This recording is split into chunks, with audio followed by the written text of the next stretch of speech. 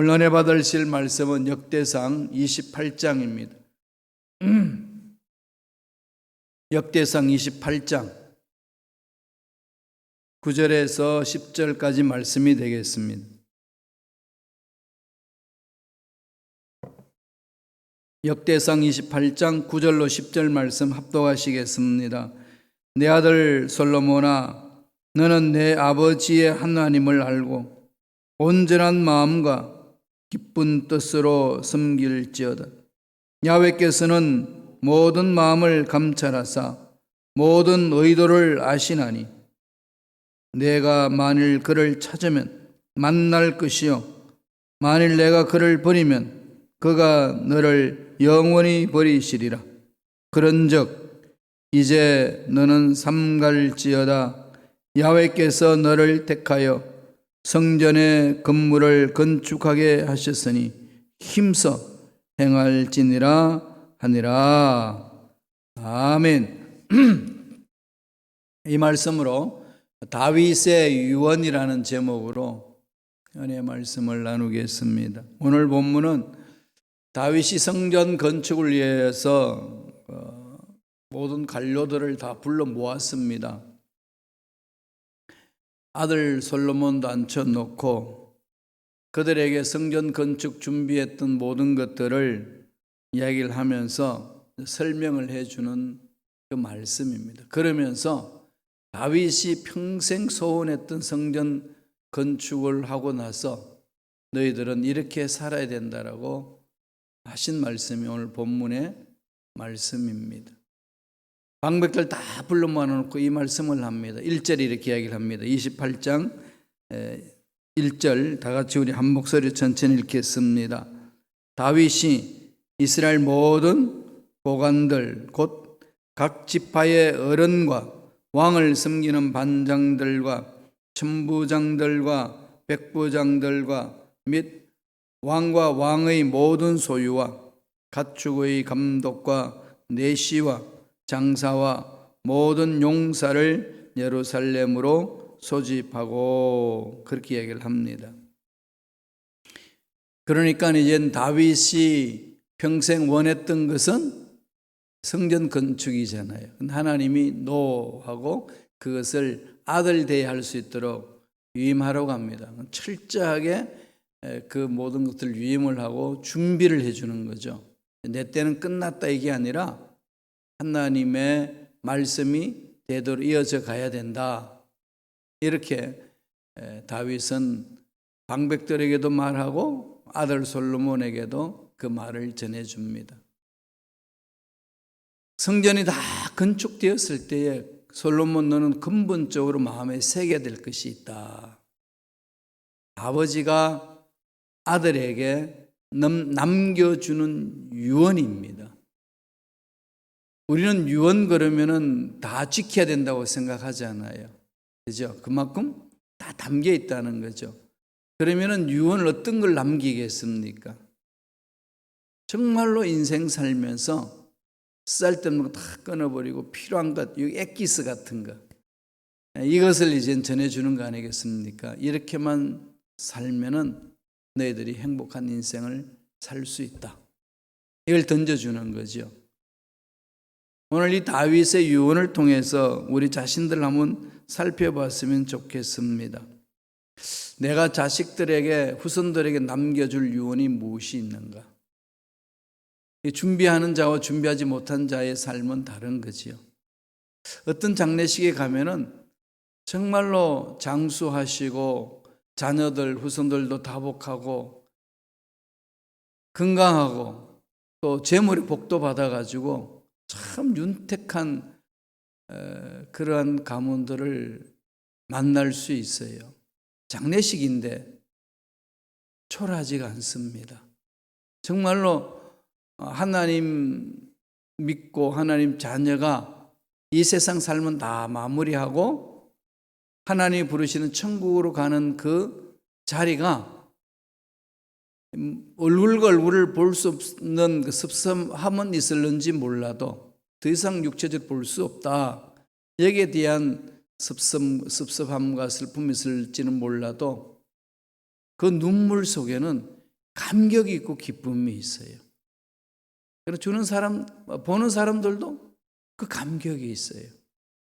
같이 그 눈물에 동참하는데, 그 헤어짐에 대한 슬픔에 동참하는데 그 마음 깊은 속에서는 감격 있고 감동이 있고 행복이 있습니다. 그럴 때 느끼는 결론이 뭐겠어요? 참 잘 사셨구나. 저렇게 살다가 인생을 마무리 지어야 되겠구나. 이런 게 오잖아요. 그런 감원들을 만나게 돼요. 그러면은 살아있는 동안에 다 그럴 수 있는 가능성이 있는 거 아니겠어요? 저와 여러분들이다. 그래서 오늘 다윗의 마지막 솔로몬에게 남겨주는 이 말을 통해서 나는 내 인생을 어떻게 정리할 건가? 정리 잘하려면 어떻게 되죠? 잘 살아야 되죠. 아무렇게나 살고 정리 잘한다. 이건 있을 수 없는 거잖아요. 그럼 이때까지 엉망으로 살았는데 지금 잘하면 뭐합니까? 언제나 우리 기독교는 지금 여기에요. Here and now입니다. 지금 여기에서 출발하는 거죠. 과거에 어떤 일이 있어도요, 내가 살아있다는 자체는 하나님 앞에 희망이 있는 존재예요. 그럼 여기에서부터 시작하는 거예요. 꼭 명심하세요. 두 단어. Here and now. 지금 여기에서.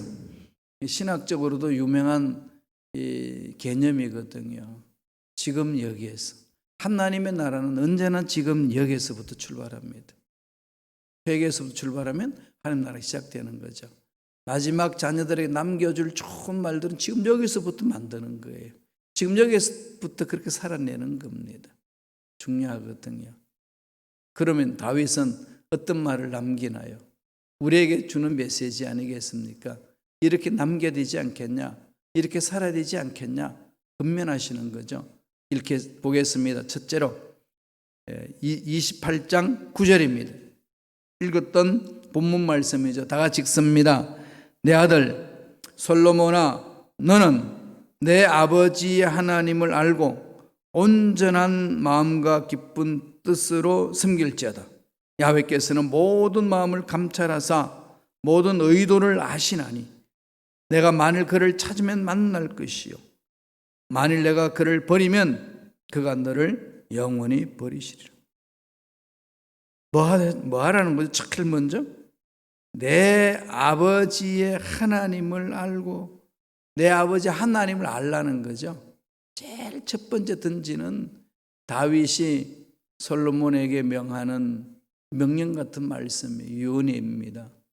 내 하나님 아버지 하나님을 알라는 거죠. 하나님 어떤 분인지를 알라는 겁니다. 이게 신앙생활 핵심이잖아요. 신앙생활 한다는 게 뭘 생활한다는 걸까요? 하나님을 알아가는 거예요. 하나님을 안 만큼만 그분을 내 인생 전부를 맡길 수 있고 신뢰할 수 있고 따라갈 수 있습니다. 어렴풋이 알면 어렴풋이 맡깁니다. 정확하게 그분을 만난 사람은 내 인생을 정확하게 맡깁니다. 어떠신가요? 신앙 척도는 거기에 있는 거죠. 하나님 이런 분이라는 걸 알면 내가 당하고 있는 현실의 모든 문제를 그분에게 100% 맡길 수 있습니다. 못 맡기는 이유는 뭔가 이렇게 의심적인 거죠. 이런 걸 또 맡겨도 되나? 이러면 뭔가 일이 이루어지나? 별 생각이 다 들어오죠? 그런 틈 사이에 또 마귀가 들어와가지고 정신 차려라. 하나님께 맡기기는 맡기는데 맡길 건 따로 있는 거야. 네가 할 일 따로 있고 네가 안 맡길 거, 네가 지고 있을 건 있어야 되는 거 아니겠어? 이러면서 타협하게 하는 거죠. 아무리 그렇게 미혹해와도요, 하나님 어떤 분이신지를 알면은 그런 게 미혹에 넘어가지 않습니다. 어렴풋하게 알고, 그죠? 자기가 여태까지 경험해온 하나님에 대해서 누구한테 듣고, 목사님 설교를 듣고, 이 정도만 하는 거예요. 그건 다 정확히 안다는 게 아니죠. 메시지, 설교 말씀을 듣는 것은 길을 보여주는 것을 찾아가는 거잖아요. 그 말씀을 통해서 뭘 하셔야 되죠? 하나님을 만나셔야 돼요. 다윗은 만난 흔적이 있죠. 다윗은 목동 때부터 하나님을 신뢰하고 나아가서 사자나 곰을 이기게 합니다. 철저하게 하나님을 신뢰하면서 가잖아요. 그래서 골리앗 앞에 섰을 때에 동일하게 대항하는 거죠. 하나님은 나와 함께 하셔서 사자와 곰에서도 내가 양들을 뺏어냈다. 저까지 저기 하나님을 무시하는 저 이방인을 내가 그냥 두면 되냐? 아무리 장수같이 그냥 장수 같아도 그냥 강하단다 할지라도 그게 무슨 문제냐? 하나님 능력 앞에는 이렇게 나갈 수 있는 것은 하루 강아지 법무순절 모르고 덤벼드나요? 뭘까요? 하나님을 신뢰하는 거죠. 하나님의 능력을 신뢰하는 겁니다. 전적으로 거기에 포커스가 맞춰져 있는 거죠. 100% 던져버리는 겁니다. 그리고 하나님이 자기를 사무엘을 통해 가지고 기름 부어서 왕으로 세워서 하나님이 원하시는 이스라엘 나라를 다스려 나갈 때에 전쟁할 때마다 하나님 말씀에 순종하면 승리하게 하신 거. 그러지 않고 자기 잔꾀에 이끌려서 갔을 때는 패배했던 거. 이게 뭐 정확하게 체험되어 있으니까 이 하나님을 알라는 겁니다. 우리는 어떻게 알지요? 성경 속에 기록해 놨잖아요. 그 하나님을 역사를 기록을 묵상하는 거예요. 읽고 또 읽고 반복해서 읽고 묵상하잖아요. 이게 어느 순간에요. 하나님이 그 말씀을 통해 내 가슴 속에 강하게 임재하십니다. 그럴 때까지 가셔야 돼요. 또 한편은 뭐죠? 나처럼 실패하지 마라. 내가 하나님 말씀에 쓰지 못하고 그냥 한가롭게 내 삶을 거기에 맡겼을 때 나는 넘어졌다. 이런 것도 다 이렇게 보여주는 거 아니겠습니까? 하나님 앞에서 올바로 서 있는 그 모습, 하나님이 이렇게 만나주셨다는 것을 간증하는 거죠. 그러면서 솔로몬에게 그걸 부탁하는 겁니다. 너희 아버지 나 다윗이 만났던 하나님 너도 만나라. 우리 자녀들에게 줄 수 있는 최고의 선물 아닌가요? 근데 이게 최고의 선물을 우습작게 별 볼 없다고 가수는 것처럼 생각하시는 분들이 의외로 많아요.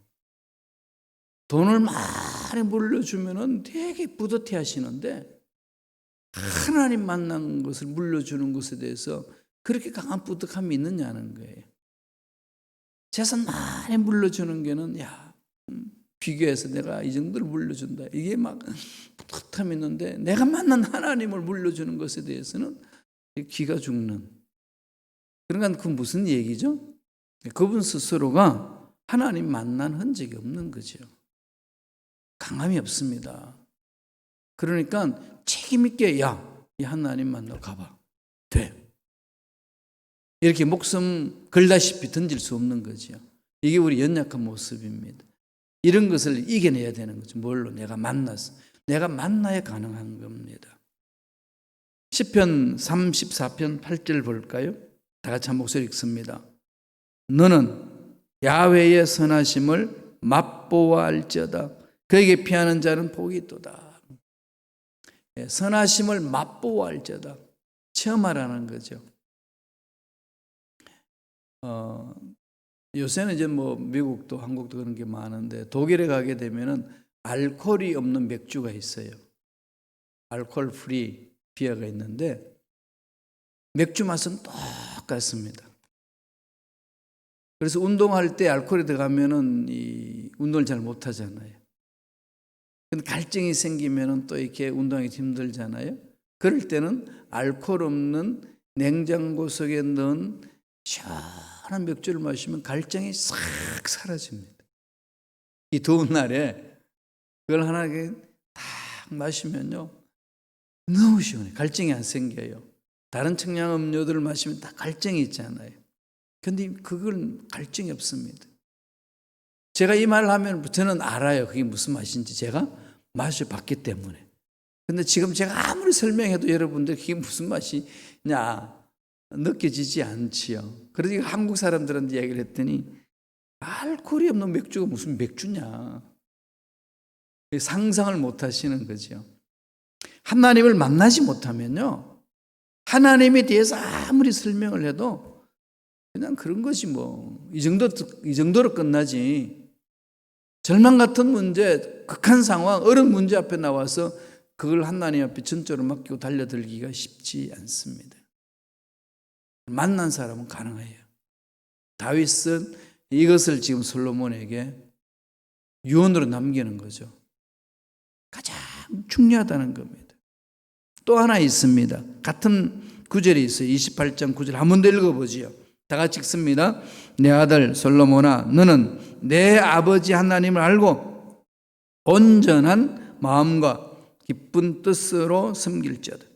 야훼께서는 모든 마음을 감찰하사 모든 의도를 아시나니 내가 만일 그를 찾으면 만날 것이요 만일 내가 그를 버리면 그가 너를 영원히 버리시리라. 뭘 하라는 거죠? 두 번째, 아버지의 하나님을 알고 내 아버지 다윗의 하나님을 알고, 그 다음 두 번째는 뭘 알라는 거죠? 온전한 마음과 기쁜 뜻으로 하나님을 섬겨라. 온전한 마음, 온전한 마음, 기쁜 뜻, 이럽니다. 하나님이 기쁜 뜻이 있고 하나님이 그걸 허용해 주는 뜻이 있잖아요. 온전히 기뻐하지는 않는데 그냥 이렇게 허용하는 거. 자꾸 이렇게 엉뚱한 짓으로 갈 때 그냥 허용하는 거죠. 왜? 경험하라고. 그래서 이제 이 일 저 일 다 경험해보고 이건 안 되겠다 두 손 들고 올게끔 하나님이 길을 여시는 방법도 있습니다. 그렇게 끌려다니지 말고, 그렇게 하지 말고, 네 인생을 끌지 말고 하나님이 기쁘신 뜻. 그러기 전에 뭐죠? 첫 번째로는 온전한 마음. 온전한 마음이 뭘까요? 완전한 거죠. 하나님하고 나가 하나가 되는 걸 말합니다. 갈등이 없는 구조예요. 이 두 마음을 품는 마음이 아닙니다. 하나님에 대해서 두 마음을 품는 게 아니에요. 한 마음이 되기 쉬운가요? 어렵죠. 그러니까 말씀을 붙드세요. 말씀을 자꾸 이렇게 마음판에 새게 됩니다. 각자 하나님 주신 말씀이 있잖아요. 저는 힘들고 어렵고 또 어떤 일이 있을 때마다 근심 걱정이 있고 이거 어떻게 풀지라고 할 때 늘 저에게 던져주시는 말씀이 있어요. 전부 다 말씀드렸는데 로마서 4장 17절 18절 말씀이에요. 바울이 믿음이 뭔지를 설명하면서 아브라함의 믿음이 가졌던 게 뭔지를 아브라함의 삶을 이야기하면서 주신 말씀입니다. 아브라함은 하나님을 믿은 바 하나님은 죽은 자도 살리시고 없는 것도 있게 하시는 분이시라. 그러므로 바랄 수 없는 중에 바라고 믿었더라. 이 말씀이. 이러면 막 이렇게 마음이 이렇게 가라앉던 것도 막 살아나죠. 이거 어떻게 풀지? 이런 문제 부닥치는데 이것도 어떻게 할 수 없잖아. 이것도 또 막혔는데 또 부족한데 이게 이러면은 하나님은 이렇게 나오면 벌써 이제 마음이 이렇게 살아있는 말씀 안에서 힘을 얻는 거죠. 하나님은 살아있고 죽은 자도 살리시고 없는 것도 있게 하신다. 뭐가 문제냐? 그거 아니겠어요? 바랄 수 없는 중에도 바라보면 이건 도저히 안 되는 거야. 그런 마음이 들어올 때에 아브라함은 기적을 처음 했을 때 바랄 수 없는 중에 바라고 믿었다. 약속의 말씀이 있으니까. 하나의 어떤 문제를 아는 자만이 고백할 수 있는 거죠. 그러면은요, 이 마음을 추스릴 수 있습니다. 잡을 수 있어요. 그것은 이 말씀이 다 그렇게 얻지는 않더라고요. 각자에게 하나님이 주시는 게 있습니다. 그걸 붙드시라는 거예요. 자기께 있습니다. 하나님은 우리를 다 다르게 창조하셨잖아요. 같은 사람 없잖아요. 지문이 다 다르잖아요. 다 독특하죠. 그것은 너와 나와 비교해가지고 너는 우등한 사람이고 나는 열등한 사람이다 이런 게 아니고 각자의 할 일이 있다는 거죠. 각자가 주신 것을 향해 달려가면 됩니다. 그죠? 그냥 세상이 정해준 하나의 이 방향만 달리면은 줄서기 하잖아요. 줄을 쫙 서가지고 1등, 2등, 3등, 4등 서열이 있지만은 그런데 줄 서지 않고 어디에 줄 서야 되죠? 하나님이 나를 통해서 하실 일에 집중하는 거죠. 그러면은 360도 다 각자에게 주신 방향이 있어요. 그럼 그 방향으로 가면 자기가 1인자잖아요. 그럼 그 방향은 자기가 최고죠. 교육은 그렇게 돼야 되는데 하나님 그걸 원하시는데 세상은 그거 아닙니다. 한 줄로 쫙 세우려는 거죠. 획일적으로. 그래서 거기에서 살아남는 자는 그냥 위대한 자고 살아남지 못하는 자는 열등해가지고 인생 이것밖에 안 되나 뭐 한탄하고 괴로워하고 그러잖아요. 하나님은 그거 아니에요. 하나님은 각자를 통해서 하나님은 받기를 원하시는 거죠. 각자의 방향성이 있습니다. 각자의 스타일이 있는 거죠. 그걸 개발해야 되는 거 아니겠습니까? 그러면 다 각자 1인자가 되는 거죠. 짓눌릴 이유가 없습니다. 그러면 하나님 앞에 뭐 해야 되겠어요? 교만할 이유가 없어요. 그리고 비굴할 이유가 없습니다. 겸손하게 자신을 돌아보는 거죠. 나를 통해서 하실 일이 뭔지를 찾는 겁니다. 그래서 그 일에 최선을 다하는 거죠.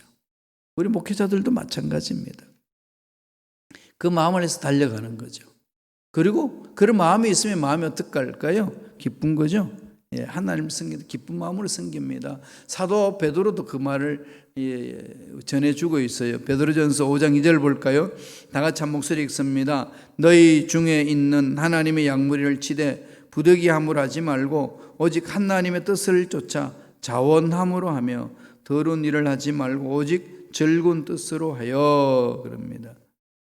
베드로는 처음에는 이 즐거운 뜻이 아니죠. 자기의 야망이 있었습니다. 메시아가 오면은 이 이스라엘 나라를 완전히 회복시킬 것이고 로마에서부터 벗어나게 할 것이라는 이 정치적인 야망이 있었던 거죠. 그걸로 달려들었습니다. 가보니까 아닌 거죠. 포기하고 어부나 되겠다. 다시금 난 고기는 잡으러 가겠다. 그렇게 낙심하고 간 베드로를 부활하신 주님이 만나서 일으키시잖아요. 그 성령 체험하고 그때서 압니다. 이게 주님이 하신 말씀이었구나. 인생의 목적은 이렇게 가야 되는구나. 체험한 거죠. 그리고 준 말씀이 이 말씀이에요. 부득이함으로 하지 말고 오직 하나님의 뜻을 쫓아 자원함으로 하며 더러운 일을 하지 말고 오직 즐거운 뜻으로 하며 자원하는 거죠. 하나님의 일은요 자원해서 하는 겁니다. 누가 시켜서 하는 게 아니고 성령이 이끄신 대로 따라가는 게 자원해서 하는 거거든요. 거기에는 힘이 있습니다. 누가 말하든 말하지 않든 하나님이 나에게 주신 감동이 있으니까 거기 순종하고 가는 거죠. 누가 지켜볼까요? 하나님 지켜보시는 거죠. 그렇게 쭉 나가는 겁니다. 고린도후서 9장 7절에 보면은 하나님 앞에 헌신할 때 자세입니다. 읽어볼까요? 인색함으로나 억지로 하지 말지니 하나님은 즐겨내는 자를 사랑하시느니라. 우리 목사님은 이런 것 찾아서 이야기해요. 그죠? 이런 구절만 찾아서 이야기하죠. 근데 하나님 마음이 그거예요. 하나님 풍성하시다는 거죠. 풍성한 은혜를 체험하라는 겁니다. 집중하라는 거죠. 뭐가 뺏길 게 있나 이 세상에. 하나님 책임져 주시는데. 이 부분이 정말 하나님을 신뢰하는 자의 모습으로 나아간다고 이야기하는 거 아니겠어요? 그러면 하나님이 앞에 집중하면 아무 계획도 하지 말고 살라는 겁니까? 이렇게 또 질문해요. 안 해요. 하는 게 집중해봐요. 살 수 있는 길을 여시고 그것을 위하여 계획도 세우게 하시고 준비하게 하시거든요. 하나님 방법대로 계획을 세우고 준비하라는 겁니다. 요셉이 그랬잖아요. 한 성령의 지혜를 하나님이 지혜를 구하니까 풍년이 들었을 때 곡식을 모으고 가뭄이 들었을 때에 그 곡식을 풀고 하나님이 지혜를 주셔서 그렇게 이끌어 가시는 거거든요. 세상을 윤택하게 만드는 거 아니겠습니까? 마지막 셋째로 역대상 28장 10절입니다. 다 같이 한 목소리 읽습니다. 그런즉 이제 너는 삼갈지어다. 야훼께서 너를 택하여 성전의 건물을 건축하게 하셨으니 힘써 행할지니라. 여기에서 다윗이 솔로몬에게 결론 내립니다. 너는 삼갈지어다. 뭐라는 거죠? 삶을 늘 돌아보라. 이 말에 솔로몬이 순종했으면은 그렇게 1000명이나 되는 여인 천하 속에 갇혀 살았을까요? 그렇게 살아가지 않았을 겁니다. 안 돌아본 거죠. 인간이 약하다는 겁니다. 늘 돌아보셔야 돼요. 자기 삶을 돌아봐야 됩니다. 나는 하나님께 택한 백성이다. 하나님 나를 통해서 하실 일이 있다. 맡겨주신 일에 내 목숨 걸고 간다. 한 달란트도 귀한 거잖아요. 여러분 그 아마데우스라는 영화 보셨나요? 천재 모차르트하고 살리에르하고 이 관계 푸는 거죠. 궁중음악가잖아 살리에르가. 그런데 모차르트는 천재이기 때문에 그냥 연구하지 않고 그냥 영감으로 다 하잖아. 직관적으로. 살리에르는 연구하고 노력하고 그렇게 했는데 못 따라가는 거죠. 그런데 거기에 대한 열등감을 느끼는 겁니다. 그런데 살리에르는요 이 궁중음악가로 대가입니다. 그 당시 대가예요. 그런 그 하나님 주신 달란트가 있어서 그런 것 된 거 아니겠어요? 근데 자기가 그렇게 힘들게 어려워진 건 뭘까요? 모차르트가 너무 천재성이 있으니까 그건 못 미치는 것에 가라앉은 거죠. 이게 달란트 비유예요. 한 달란트, 두 달란트, 다섯 달란트. 하나님은 한 달란트를 책망한 이유는 뭔가요? 다섯 달란트처럼 열매를 많이 5개 못 맺었다고 책망했나요? 아닙니다. 두 달란트를 칭찬한 건 뭐였나요? 두 달란트였는데 너 5달란트처럼 남겼구나 이건가요? 아닙니다. 두 달란트는 두 달란트로 남겼고 5달란트, 5달란트 남겼고 한 달란트가 만약에 자기 달란트를 기쁘게 여기고 한 달란트를 남겼다라면 똑같이 칭찬을 들었을 겁니다. 더 큰 일도 하게끔 해 주셨다는 겁니다. 이게 하나님이 원하시는 거거든. 근데 세상은 그렇게 하지 않습니다. 5달란트를 존중히 여기고 많은 걸 귀하게 여기는 거죠. 우리는 여기 길들여져 있어요. 이것과 싸워야 됩니다. 그리스도인들은요, 이것과 싸워야 돼요. 그래야 우리가 하나님 일을 할 수 있습니다. 베드로전서 5장 6절 볼까요? 베드로전서 5장 6절 다 같이 읽습니다. 그러므로 하나님이 능하신 손 안에서 겸손하라. 때가 되면 너희를 높으시리라. 예, 겸손하라. 때가 되면 있거든요. 받은 달란트에 감격하며 감사하며 최선을 다하라. 때가 되면 하나님이 세우신다. 이걸 남겨서요, 솔로몬에게.